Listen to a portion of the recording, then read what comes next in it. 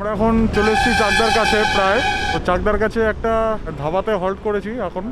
তো সকালে কিছু ব্রেকফাস্ট করে নেবো, ব্রেকফাস্ট করে দেন আবার এগিয়ে যাবো আমাদের ডেস্টিনেশনের দিকে। তোমরা ভাবছো যে এত মানে একদম রাস্তার মাঝখানে এসে থেকে কেন শুরু করলাম, চলো প্রথম থেকেই শুরু করছি, প্রথম থেকে দেখে নেওয়া যাক। ওয়েলকাম বন্ধুরা ওয়ান্ডারিং আমলার একটা এপিসোডে। আজকে আমরা যাচ্ছি মঙ্গলগঞ্জ, আজকে রোড ট্রিপই হবে বলতে পারো। তো এখন যাই, গাড়ি ফটাফট স্টার্ট করি।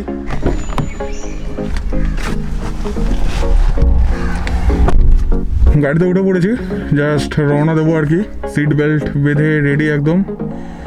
তো দেখা যাক, এখান থেকে গুগল ম্যাপ চেক করলাম, গুগল ম্যাপে মোটামুটি যা দেখাচ্ছে 2.5 ঘন্টা মতন লাগবে। আমরা স্টার্ট করছি নর্থ কলকাতা থেকে। তো এখান থেকে কল্যাণী এক্সপ্রেসওয়ে ধরে চাকদা থেকে আবার ডান দিকে যেতে হবে। তো দেখা যাক, আমি যাইনি এর আগে কখনো, তো ফার্স্ট টাইম আজকে যাবো। অসুবিধা নেই, গুগল ম্যাপ দেখতে দেখতে পৌঁছে যাবো। আর বাকি উইল কিপ ইউ পোস্টেড। আর চলো যেতে যেতে রাস্তার ভিউগুলো একটু দেখে নাও।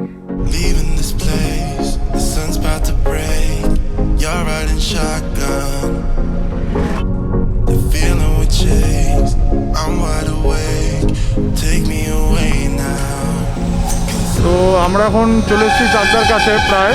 তো চাকদার কাছে একটা ধাবাতে হল্ট করেছি এখন। তো সকালে কিছু ব্রেকফাস্ট করে নেবো, ব্রেকফাস্ট করে দেন আবার এগিয়ে যাবো আমাদের ডেস্টিনেশনের দিকে।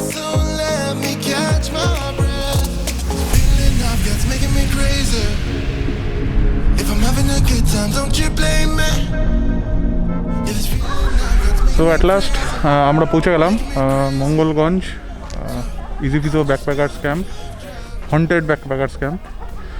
তো আমার পেছনেই ব্যাকপ্যাকার্স ক্যাম্প, তোমরা এখান থেকে দেখতে পাবে না হয়তো, আমি ভেতরে নিয়ে যাব। তো মোটামুটি 8টায় রওনা দিয়েছিলাম, এখন বাজছে কটা, এখন বাজছে 12:14। তো মোটামুটি 8-9 4 ঘন্টা লাগলো, মাঝখানে 1 ঘন্টা একটু আমরা হল্ট নিয়েছিলাম ব্রেকফাস্টের জন্য।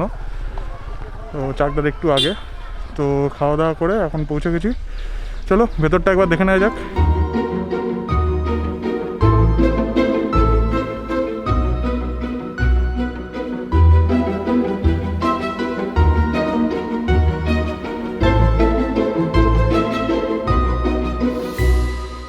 সো আসার পরে একটু রেস্ট নিয়ে নিলাম কিছুক্ষণ, নিয়ে এবারে হাঁটতে বেরিয়ে পড়েছি, যাচ্ছি ইছামতির দিকে। আর ফেরার পথে একবার নীল সাহেবের কুটিরটাও ঘুরে আসবো। এখন মোটামুটি জঙ্গলের রাস্তা চারদিকে, তো জঙ্গলের মাঝখান দিয়ে যাচ্ছি, দূরে আজান দিচ্ছে, একটা অন্য রকমের পরিবেশ তৈরি হয়েছে। 2 ভাই মিলে বেরিয়ে পড়েছি। কেমন লাগে জায়গাটা তোমাদেরকে জানাতে থাকবো। এখন এখানে নীল সাহেবের কুটিরটা দেখতে পাচ্ছি, তো একটু ঘুরে নিই, ঘুরে গিয়ে তারপরে লাঞ্চ করব। লাঞ্চ করে বিকেলের দিকে যদি নদীর ধারে যাই আবার তো যাবো, নাহলে দেখা যাক কী প্ল্যান হয়। চলো উইল কিপ ইউ পোস্টেড।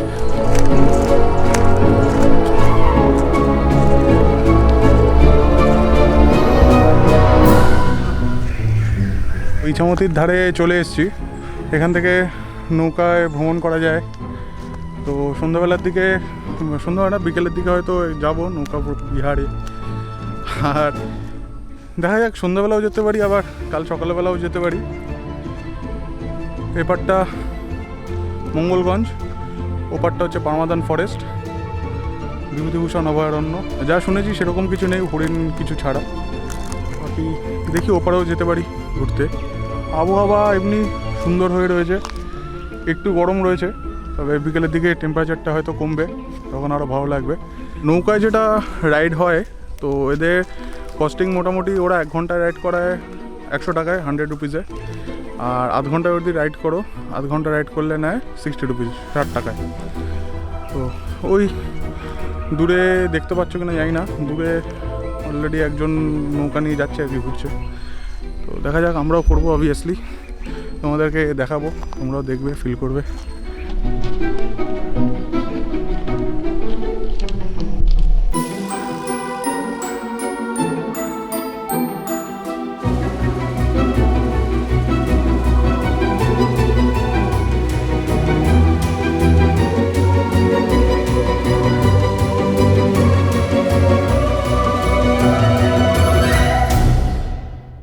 সাহেবের বাড়ি থেকে বেরিয়ে এবারে আবার ব্যাক করছি আমাদের ব্যাকপ্যাকার্স ক্যাম্পের দিকে।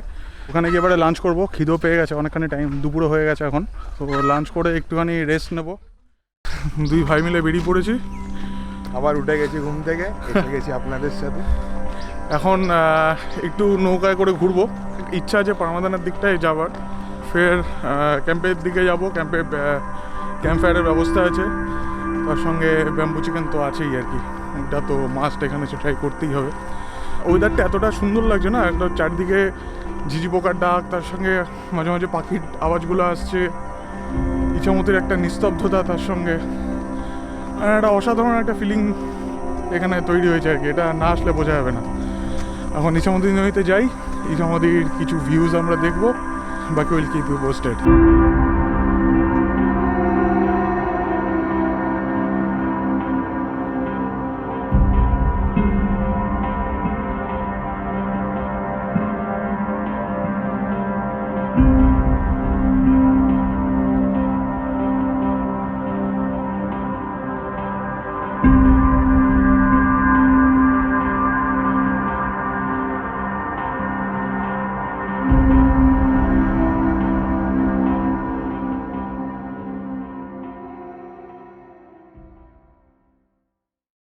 ঘুরে চলে এসেছিলাম, একটু শুয়েছিলাম, চা খাওয়া হচ্ছিল, আর পকোড়া কিছুক্ষণের মধ্যে আসবে। আর বাইরে যা এখন ওয়েদারটা অসাধারণ, একটু ঝমঝমিয়ে বৃষ্টি হচ্ছে, তার সঙ্গে এরকম আলো জ্বলছে কিছু, মানে মুডটাই আলাদা তৈরি হয়েছে। তো ব্যাম্বু চিকেন চলে এসছে, এখন ব্যাম্বু চিকেন খাওয়া হবে।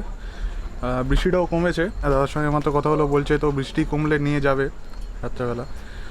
এখন তো আগে ব্যাম্বু চিকেনটা একটু এক্সপিরিয়েন্স করে নিই, তারপরে রাত্রে ভুট্টা নয়, তারপরে এক্সপিরিয়েন্স করবো। চলো, উইল কিপ ইউ পোস্টেড। তো আমরা এখন বেরোচ্ছি এখান থেকে কাটা সাহেবের কুটিরের দিকে যাওয়ার জন্য। এখন রাত্রি 9টা বাজে, চারিদিকে প্রচুর জোনাকি, অন্ধকারের মধ্যে দিয়ে যাওয়া হবে। জানি না কি আদৌ কিছু দেখতে পাবো কিনা বা কিছু অনুভব করতে পারবো কিনা, তবে দেখা যাক, যাই, এক্সপিরিয়েন্স তো করি, কিছু তো এক্সপিরিয়েন্স হবে।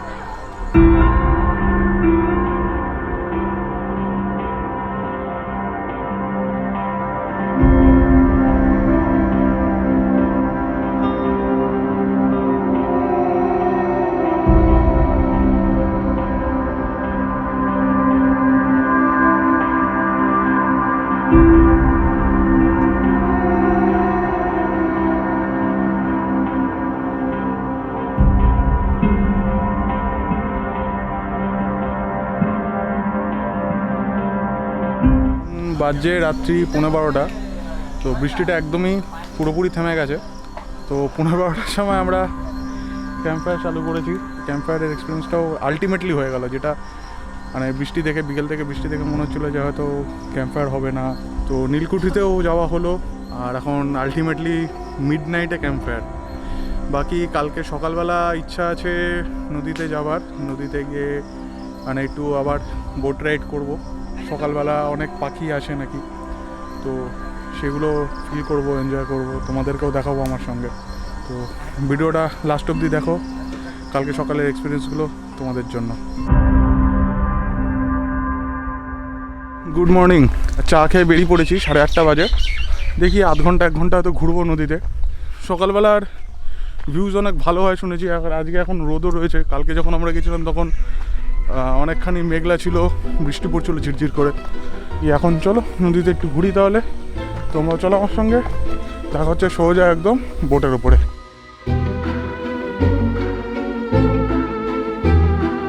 আমাদের গণেশদাকে পেয়ে গেছি সঙ্গে, গণেশদার সঙ্গে বোটে উঠে পড়েছি। নৌকা বিহার চলছে এখন।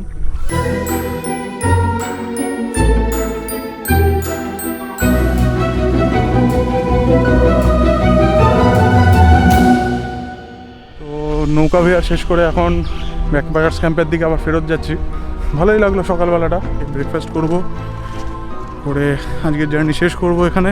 তো একটা দিন নিরিবিলিতে একটু অন্যরকমভাবে সময় কাটানোর জন্য ওই জায়গাটা খুবই সুন্দর। তোমরা যদি চাও, ডিসক্রিপশান বক্সে ডিটেলস দেওয়া রয়েছে, সেখানে পুরো ডিটেলসটা তোমরা পেয়ে যাবে। ভিডিওটা ভালো লাগলে অবশ্যই লাইক শেয়ার করবে, আর যারা চ্যানেলে আমার নতুন অবশ্যই সাবস্ক্রাইব করে যাবে, আর ওই ঘন্টাটা একটু বাজিয়ে দিও। চলো আজকে ব্লগ তাহলে এখানেই শেষ করছি। আবার দেখাবে নতুন কোনো জায়গায়, নতুন কোনো সময়, নতুন বন্ধুদের সঙ্গে।